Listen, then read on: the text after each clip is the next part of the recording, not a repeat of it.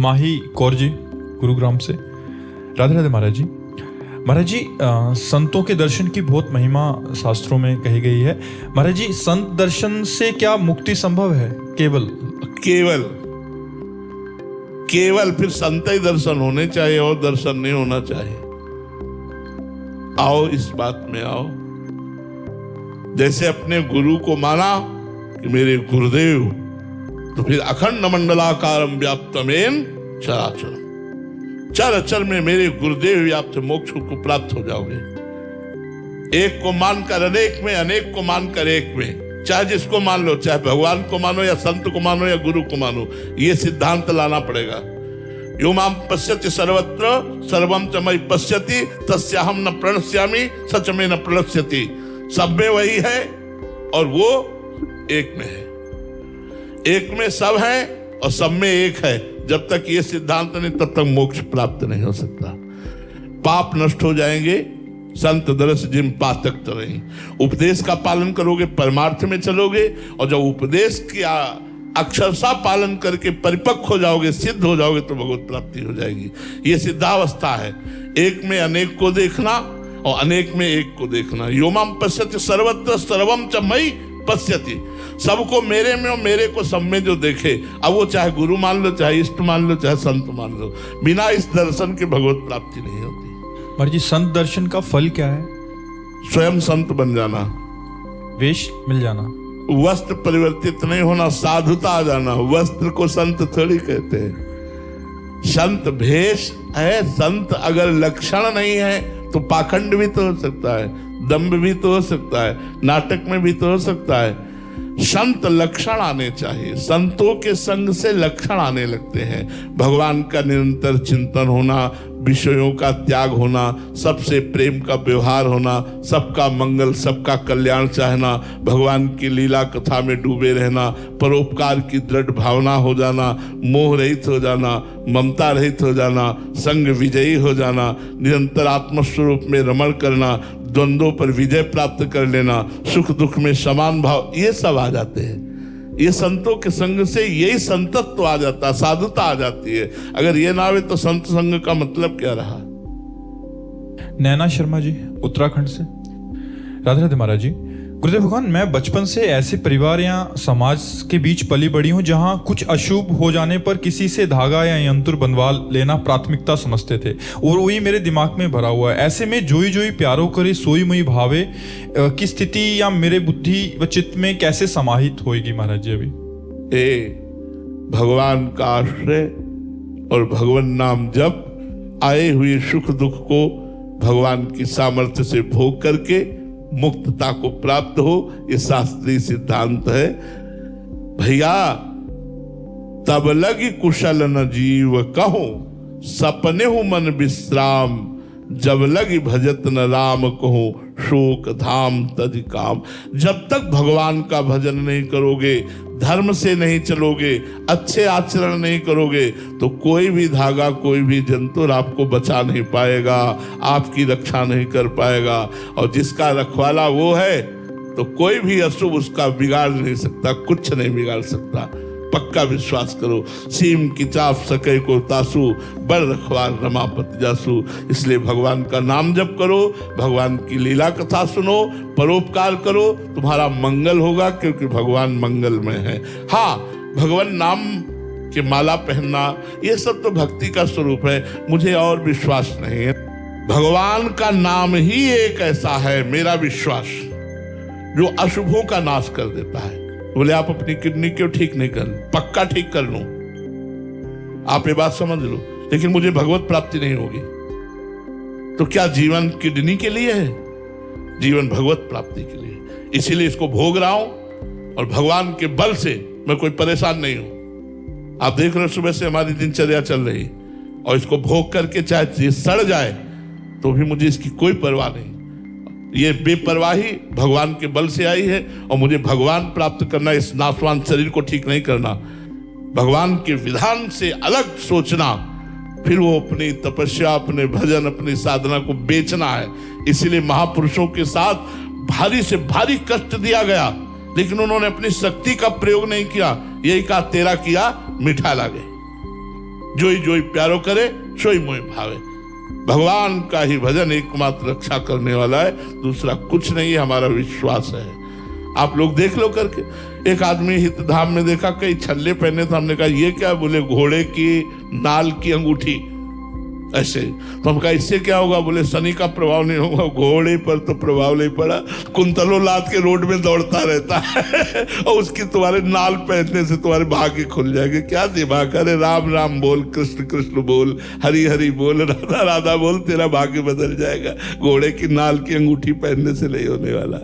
प्रियंका सिंह जी वाराणसी से, राधे राधे महाराज जी। महाराज जी, ऐसा कहा जाता है कि अगर किसी संत या महापुरुष से मिलने जाएं तो खाली हाथ नहीं जाना चाहिए, परंतु अगर वो स्वीकार ही ना करें या उनको किसी चीज की आवश्यकता नहीं तो खाली हाथ का मतलब क्या? रुपया, सेव संतरा, फल फ्रूट, ये आप समझते हो क्या?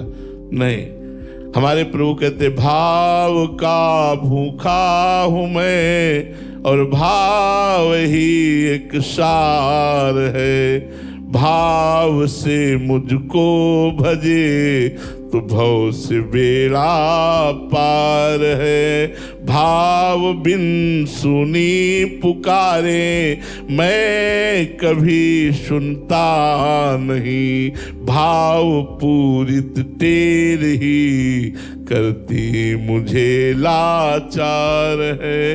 भाव का भूखा हूं मैं। आज संत मिलन को जा रहे हैं, हृदय उल्लसित हो रहा है। आज भगवान ने अपार कृपा की, आज साधु समागम में ये जो आप उल्लसित होकर आ रहे हैं ना, यही आप आ रहे हैं। नहीं तो आप 100 कुंतल सेव संतरा अंगूर लेके आवे, भाव नहीं अभिमान है, तो आप खाली आ रहे हैं और खाली ही जाएंगे।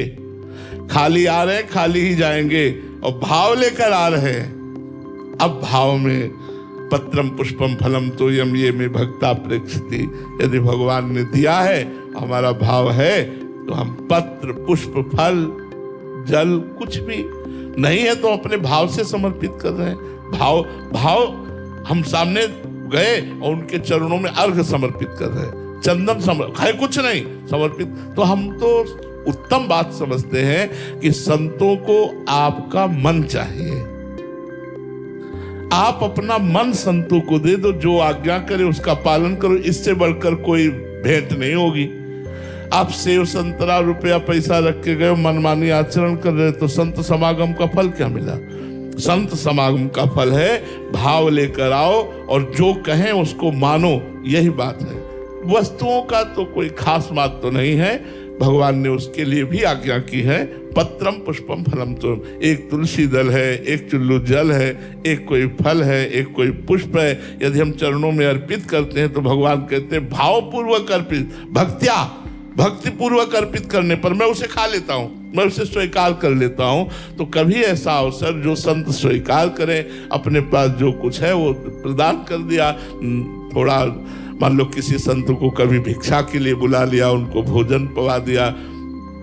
वृंदावन वास कर रहे हैं, हमारे पास है 2 रोटी, हम किसी संत को दे दी। किसी फटे पुराने कपड़े पहने हुए संत को एक वस्त्र दे दी। हम भाव रखें, भाव ही मूल बात है, ये वस्तुएं मूल बात नहीं है। इसलिए संतों के पास जाओ तो देखो, एक उसमें दोहा में कहा गया है, संत मिलन को चालिए तज माया अभिमान, ज्यों ज्यों पग आगे बढ़े कोटिन यज्ञ समान।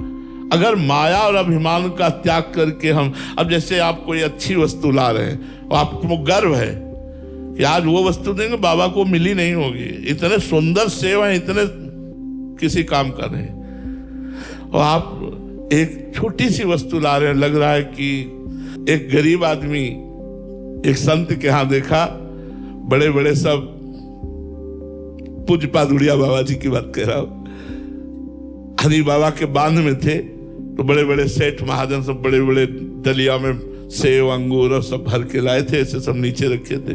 एक गरीब किसान यही बात सोचकर कि संत मिलने के लिए जाए तो कुछ लेके जाए, और उसके पास बेचारे के पास कुछ था नहीं, तो कचरिया समझते ना, खेतों में वो स्वाभाविक जग जाती है और इतनी इतनी होती है, खटमिट्ठी होती है, वो कोई खास नहीं। वो 5 कचरिया पकी हुई बांध के लाया, और जब सभा में आया देखा कि उनके सामने इतने बड़े बड़े लोग बैठे हैं, इतने अंगूर सेव संतरा सब, तो ऐसे कचरिया छुपा के बैठ गया, अंदर से रोने लगा, काश भगवान मुझे भी सामर्थ्य दिए होते तो बाबा के सामने जाता और मैं भी बाबा को भेंट देता। बाबा सिद्ध पुरुष, बाबा ने कहा, ए भाई तुम खड़े हो? वो तो डर गया एकदम, इधर आओ, नजदीक आए, क्या लाए हो हमारे लिए? और जैसे सुदामा जी अपने तंदुल छुपा रहे थे कि इस सभा में जहां ढेर सारे अंगूर, सेब, संतरा रखे, मेवा, मिष्ठान, वहां कचरिया, बोले बाबा ने कहा इधर इधर। सब सभा के बीच में बाबा ने वो कचरिया उसकी पाई और सेब, संतरा, अंगूरों का इनको बंटवा दो। भगवान और भगवान के भक्त वस्तु के भूखे नहीं होते, भाव के भूखे होते। सुदामा जी के तंदुल भगवान ऐसे पा रहे मानो जन्म जन्म के भूखे हो। रोज 56 भोग लगता है, कभी द्वारिकाधीश ने वाह नहीं कहा, आज वाह कह रहे सुदामा के तंदुल पागल, वाह वाह। सबरी मैया के बेर खा के राम जी तृप्त हो रहे हैं। अखिल ब्रह्मांडों को तृप्त करने वाला परमात्मा सबरी के बेर पाके तृप्त हो रहा है। भगवान श्री कृष्ण देखो कितना प्रेम में बावरापन है। विदुर जी के घर गए सरकार, विदुर जी थे नहीं, विदुरानी जी थी। आवाज लगाई, विदुरानी, कौन? श्री कृष्ण। ओ मेरे इष्ट पधारे। बैठाला, उनकी भाव दशा बदली, मेरे प्रभु आए, मेरे प्रभु आए। मैं रात दिन जिनका चिंतन करती हूँ, जिनकी बाट जो होती रहती हूँ, आज वो मेरे प्रभु और आंसुओं की धार चल रही। प्रभु ने कहा, ऐसे ही बैठी रहोगी या कुछ खवाओगी? मुझे भूख लगी है। ये वो प्रभु बोल रहे हैं जो अभी दुर्योधन से बोल करके आ रहे हैं। दुर्योधन ने कहा, चलो महल, कुछ भोगराग हो जाए। तो भगवान ने कहा, दुर्योधन, ये भोगराग दो स्थिति में होता है, एक तो अभाव में और एक भाव में। मेरे में अभाव नहीं, तेरे में भाव नहीं।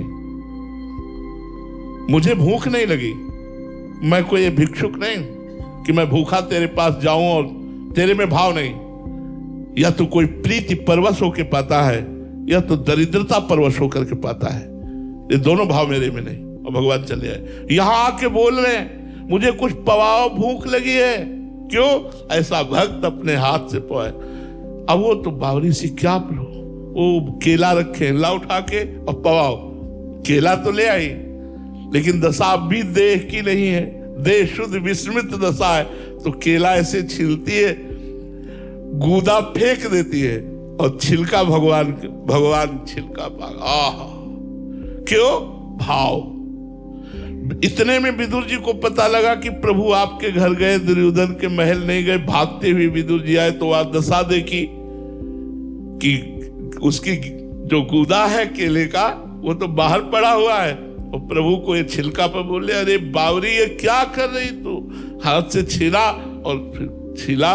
और जो भगवान ने कहा, काका अब वो स्वाद नहीं आ रहा अब वो स्वाद नहीं आ रहा। तो बात वस्तु की नहीं है, बात भाव की है। आप भाव में भरे हुए, तन मन प्राण संत को समर्पित किए हुए जा रहे हैं। यही सबसे बड़ी बात है, यही सबसे बड़ी बात है। श्री राधा वल्लभ लाल की।